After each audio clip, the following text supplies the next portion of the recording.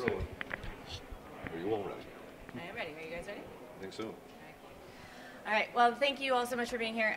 This week in the Missouri House was a relatively slow week, but a lot of really important things happened. We were finally able to pass the emergency supplemental that is months behind schedule, but we were able to get that done with increases in state workers' pay and money out the door to our public schools, among other things that we were very excited to be able to pass the Senate version of that. And I'm going to let Ranking Member Peter Meredith on the Budget Committee talk through that in just a moment.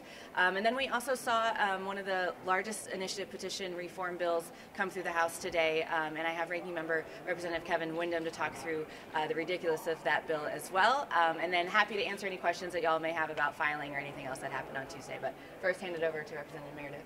Sure. So I'm not sure much needs to be said about this. You all know what's happening. This supplemental is long overdue. It's dollars that schools are desperate for. We've heard from schools that ran out of their funds to feed kids as of yesterday. After school programs were struggling to stay afloat, this has essential money in there for them that they've been calling for months. Then we've got the pay raises for the workers, and I'm really proud to say that bipartisanship and common sense won out on this, that the Senate sort of fixed the mess that the House created. You know, as dysfunctional as they may be over there, it's interesting that they were able to do what people over here couldn't, and that was defend the governor's absolutely necessary pay raises. So glad to see that happened. We fought hard on that over here, obviously, and we're glad to see that we didn't have to fight any further. Should have happened a month ago, as was promised, but at least it's happening today. And then Medicaid is solvent for the next couple of months. That's good. We needed to make sure we had access to those federal dollars too. So I'm glad to see it happened. There are obviously maybe bits and pieces we weren't thrilled with, but overall the changes that the budget chair in the House made that we didn't think made sense or that hurt workers, especially the lowest paid workers, those got undone by the Senate, and we took it today. And we'll pass it to Representative Windham to talk through the initiative petition bill real quick. Yeah, thank you, Madam Leader. So HJR 91 was kind of an amalgamation of all the different initiative petition reforms that the majority party has put forward. This HJR 91 raised the bar both to ask the question, so the signatures needed to put it on the question on the ballot, as well as the amount of the bar to decide the question, which would be 66%. So it was a little bit of talk on the floor about how the 6th Congressional District, which takes up the northern portion of the state, doesn't typically get the amount of signatures needed. But just going back at the recent constitutional amendments and initiative petitions, the 6th Congressional District had a valid number of signatures on Medicaid expansion, medical marijuana, minimum wage, Clean Missouri, and the 2016 campaign contribution limits. It's also important to note that this bill, or this HJR, leaves the door open to rescind constitutional amendments that the people put forward, like Medicaid expansion, namely. And under the guise, I think, of more common sense measures like having a hearing before we put things on the Constitution, which is actually in our state statutes right now and has been for about a decade now, but it's just something that we don't do. I don't necessarily know why. Maybe that's one of the consequences of term limits, passing the law in 2014 that doesn't get enacted at all, and then trying to pass a constitutional amendment to fortify said statute that doesn't get used. And it's just a bunch of other nonsensical things other than that, but I'll leave it there. Y'all have questions? Can you guys talk about the Planned Parenthood line in the supplemental budget? Is there anything functionally different about the way it's in this budget as opposed to what the court threw out? So I think we're looking through that still, but we are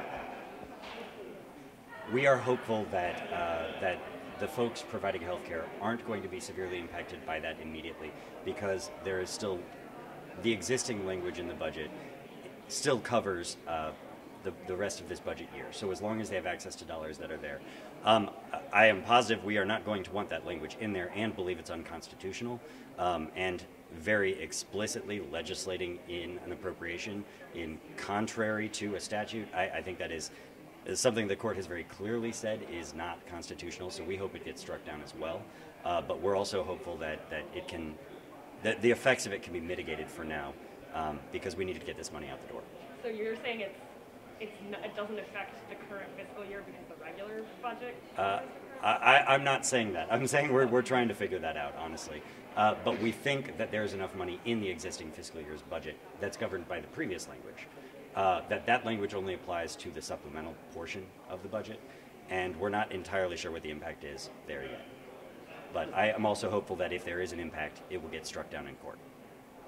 The Senate, as you said, removed a clause that was put in here by the budget chair of that $12 minimum baseline. Do you believe the governor or the executive branch should provide any sort of guidance to departments as to how they should allocate those raises or additional wages up to 15, or do you think it should be left up to departments? Well, I think the governor already is. I mean, the language in the budget, not in the budget bill itself, but in the documents that go with it, did express a pretty clear, here's the percentage raise, 5.5% across the board, and then a raise at the bottom so that the baseline pay, entry-level pay essentially, is $15 an hour at the lowest. I'm confident the department heads are all going to do that. I do think it's good for them to have a little bit of flexibility on top of that to address compression issues, or target specific raises, perhaps right at that bottom area especially, that might need even more than that in order to keep and hire people. On the initiative petition changes, they've been trying to do this for a few years now. It's just, do you feel like there's an additional volume of them this year? Like, do you feel like this is the year that it's maybe going to actually go through? Yeah, I mean, I think it actually is an additional volume if you look at how many of them that we've heard, and they've heard so many already so far. Absolutely, we're seeing a larger attack from more Republicans filing similar language, sometimes the same language. Look, the reality is it's an election year, and we have a lot of folks here who are running against each other, trying to prove that they are more to the right than their colleagues, and we don't think that these bills are going to make it all the way through on the Senate side for all the reasons that the representative stated and that you heard us talk about on the floor, how absolutely wrong this is and goes completely against what the citizens want. But I think that the reason we're seeing so many of them is they're trying to win elections. Yeah, go ahead. Just to add to that, I think today we saw the clearest illustration of what this is about. We had this bill pass that was very carefully crafted to make it harder for people to pass things at the ballot, but still made it so that they can, in the easier way, undo Medicaid expansion. And then the very next thing we voted on today was an HJR to undo Medicaid expansion. I mean, the fact is pretty clear. They don't like what voters have done because voters aren't happy with what they have done. And now they want to take away voters' power to do that in the future. And it's a direct attack on democracy at a time when they're all shouting about how we need to stand for American freedoms and all of that in the world. And here they are trying to weaken access of people to get what they want done in this state and take away their health care in the process. I want to ask about that resolution you mentioned about Medicaid. It would also attach work requirements. Representative Deaton on the floor today was talking about how he said it was regrettable that he thought the body couldn't come to an agreement to pass something like that. What's y'all's response to that? A few things. I mean, it's not regrettable that we haven't passed it. It's good that we haven't passed it. We've seen its terrible policy in other states that have tried it. And frankly, the federal government won't allow us to do it, so we'd be putting our dollars at risk. But it also just kicks people off Medicaid. That's the whole purpose of it. We've seen that elsewhere. People that are working end up losing their health care. We already have 6-hour wait times to enroll in Medicaid, and it's a nightmare to get through the bureaucracy. All this would do is add another layer of bureaucracy and another reason to kick people off when they shouldn't be because paperwork didn't get done. It's bad policy. They know it. Now, it's getting put in the Constitution here by this proposal, not because they couldn't pass it in the statute. If they can pass it there, they can pass it in the statute. It's getting put on the Constitution because they think it sounds good to voters and makes it more likely that they can get voters to pass something they don't like, which is undoing Medicaid expansion.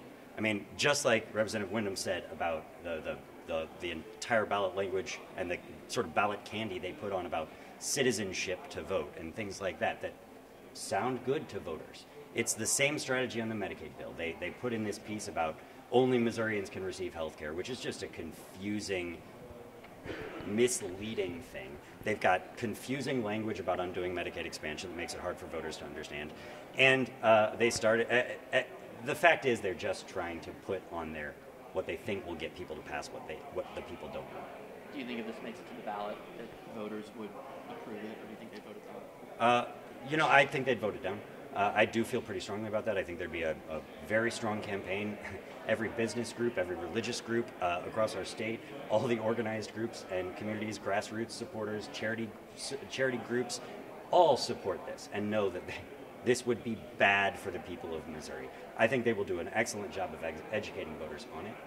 That said, it's hard when you put confusing language on intentionally to mislead voters. We saw it happen with the passing of Dirty Missouri last year, and I worry about it. But I am optimistic that voters will be informed enough on this one to vote it down. Thank you guys so much. Travel safe. Thank you. You too. All right.